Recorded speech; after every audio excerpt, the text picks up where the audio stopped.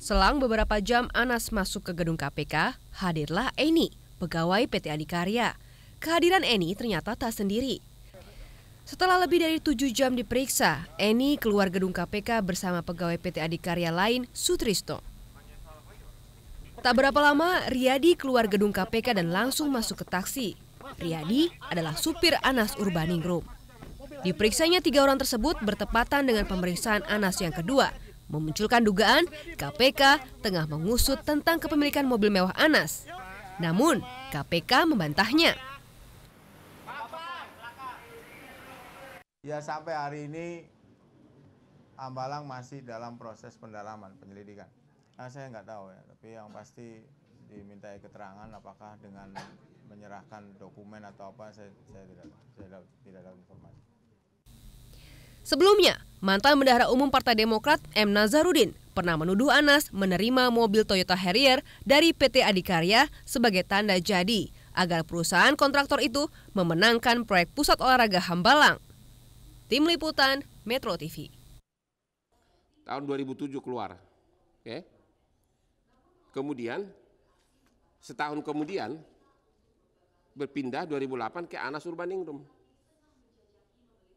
Ya, tukar nama doang, coba lihat. Berarti ada kaitan antara Anas dengan PT Anugrah yang grup Permai itu. Ya kan? Ini dia nih. Memang ini tahun 2008 nggak terkait langsung dengan Hambalang, tapi kan uang dari brankas itu kan diambil dari brankas di grup Permai yang ada antara lain PT Anugrah. Uang yang di Bandung, yang dibawa ke Bandung 35 miliar sama 7 juta diambil dari brankas di grup Permai yang ada PT Anugrah. Berarti siapa pemilik perusahaan ini? Bagi masyarakat Indonesia, Kementerian Agama menjadi institusi yang sakral. Pasalnya, kementerian inilah yang seharusnya menjadi penjaga moral bangsa serta menciptakan kerukunan antar umat beragama. Kenyataan yang sangat ironis, kementerian ini justru terlibat oleh rentetan kasus dugaan korupsi. Mulai dari penyelewengan dana ibadah haji hingga pengadaan kitab suci Al-Quran. Bagaimana Kementerian Agama mampu mewujudkan tata kelola pemerintahan yang bersih apabila di lingkungan internal sendiri korupsi masih tetap hidup? Lalu, bagaimana masyarakat melihat Kementerian Agama saat ini? Ya, sebetulnya justru nilai-nilai agama yang kita harapkan sebagai benteng moral bangsa ini ya, kalau sampai terbukti bahwa itu memang terkorup, menurut saya itu sangat keterlaluan. Lantas kalau Kementerian Agama sudah begitu, kita mau berharap kepada kementerian mana lagi kita berharap? Kalau menurut saya ya memang semua lembaga yang ada di Indonesia ini memang semuanya korup gitu loh. Nggak peduli itu lembaga agama yang yang mengurus tentang agama atau lembaga yang lainnya gitu loh. Ya seharusnya itu nggak boleh terjadi, justru ironis sekali di Departemen Agama ada indikasi korupsi, seharusnya menjadi teladan nih untuk departemen lain itu. Citra dan wibawa Kementerian Agama merosot oleh rentetan kasus korupsi ini. Lalu bagaimana negara bisa mengajarkan masyarakat tentang moral yang berbudi luhur apabila Kementerian Agama sendiri menjadi sarang korupsi? Tim Liputan Metro TV. Dalam konferensi pers tersebut, Zulkarnain meminta maaf kepada semua pihak atas statusnya sebagai tersangka dalam kasus dugaan korupsi pengadaan Al-Quran. Dia berjanji akan bersikap kooperatif dengan proses pemeriksaan oleh KPK. Sebagai manusia biasa, saya tidak lepas dari kelemahan, tidak lepas dari kekurangan, saya mohon maaf. Kasus dugaan korupsi pengadaan Al-Quran ini mencuat ketika Komisi Pemberantasan Korupsi menemukan kejanggalan pada proyek pengadaan Al-Quran di Kementerian Agama pada tahun anggaran 2011. KPK menetapkan Zulkarnain Jabar sebagai tersangka. Usai diumumkan, anggota Komisi 8 DPR RI ini sempat menghilang dan tidak tampak di kantornya. KPK juga sempat menggeledah rumah Zulkarnain. Politisi Golkar ini mengaku sejak ditetapkan sebagai tersangka, dia sangat membatasi komunikasi dengan publik. Tim Liputan Metro TV.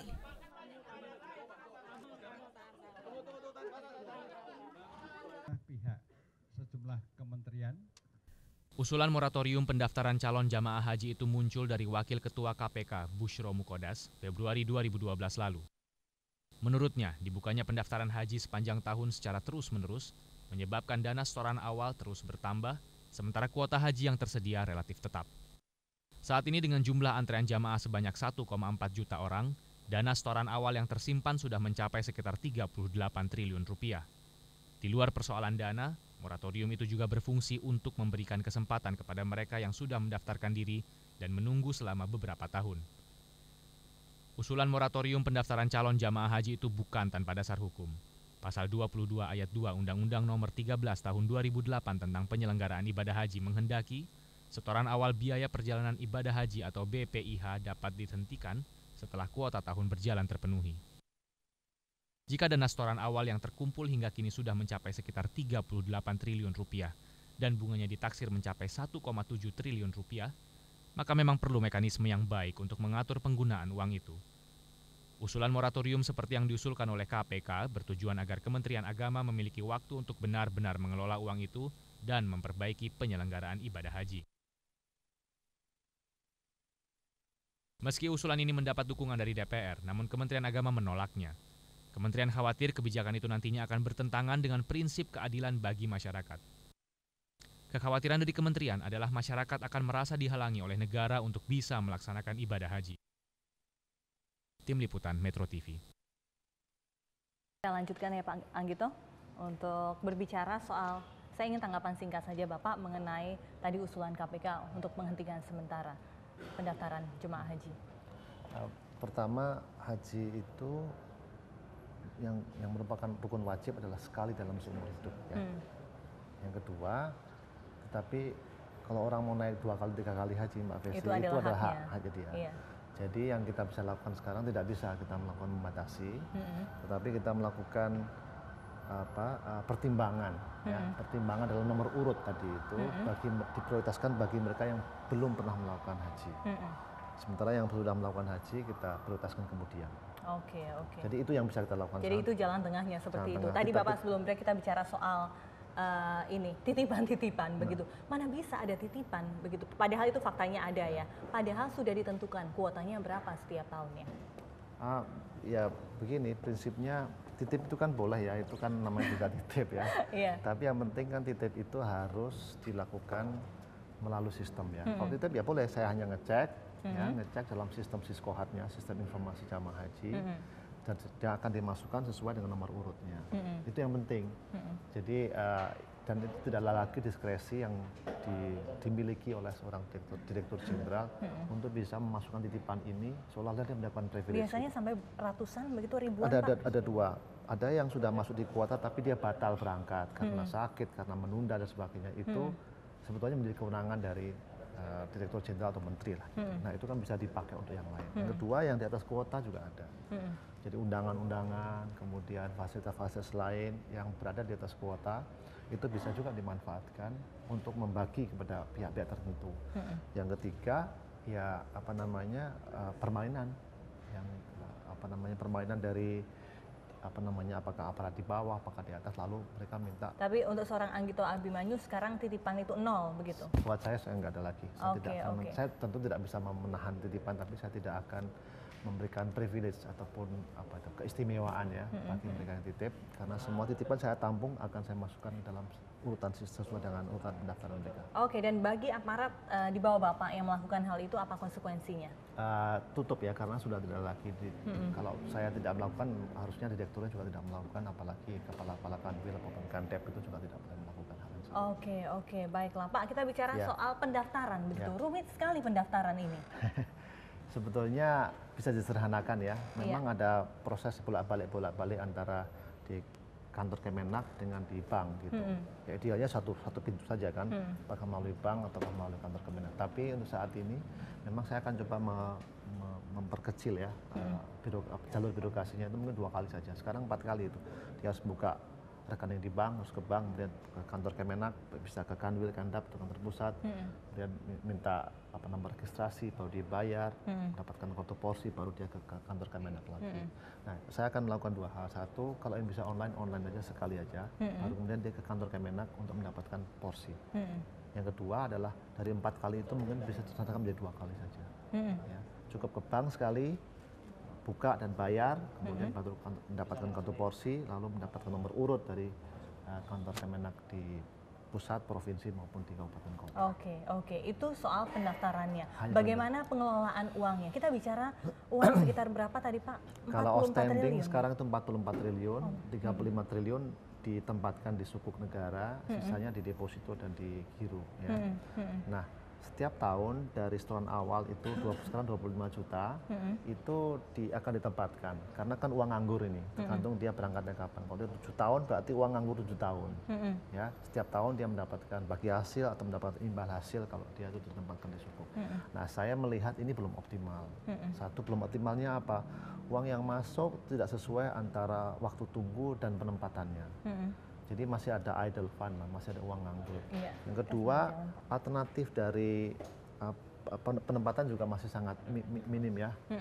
Nantinya juga akan saya buatkan beberapa alternatif instrumen lain yang bisa memberikan hasil yang paling optimal dan dikembalikan kepada jamaah. Dan saya juga bisa menjamin sekarang uang yang dikembalikan kepada jamaah itu adalah uang yang memang disimpan oleh jamaah yang bersangkutan, tidak mengambil hak jamaah yang lain. Dan selama ini memang pengembalian itu tidak ada? Karena cara perhitungannya masih campur gitu ya, gelondongan lah istilahnya. Nah, mulai tahun 2012 ini kita sudah mampu memisahkan jamaah haji yang berangkat tahun 2012 itu menyetor tahun berapa saja dan jumlahnya berapa dan berapa imbal hasilnya berapa. Nah itu kan sudah saya sampaikan ke DPR, ini imbal hasilnya. Saya tahun ini 1 triliun, 1,5 triliun atau berapa, itu saya kembalikan semuanya dalam bentuk. Jadi ada janji dari Pak Anggito jika kemudian ONH sekarang ada sekitar 32 sampai 33 juta yang nanti harus dibayar oleh calon jemaah haji adalah berapa? Belum tahu, sekarang masih dibahas di DPR, ya, namanya BPIH, biaya penyelenggaraan ibadah haji. Itu masih dihitung sekarang ya, karena masih ada komponen biaya langsung dan biaya operasional dan komponen dari penempatan dana tadi. Itu dipakai untuk mensubsidi. Dan saya juga masih minta perhitungan dari airline karena ini harga minyak turun. Kemudian dari kurs yang sekarang sudah mulai agak liar ini saya juga menghitung-hitung semuanya.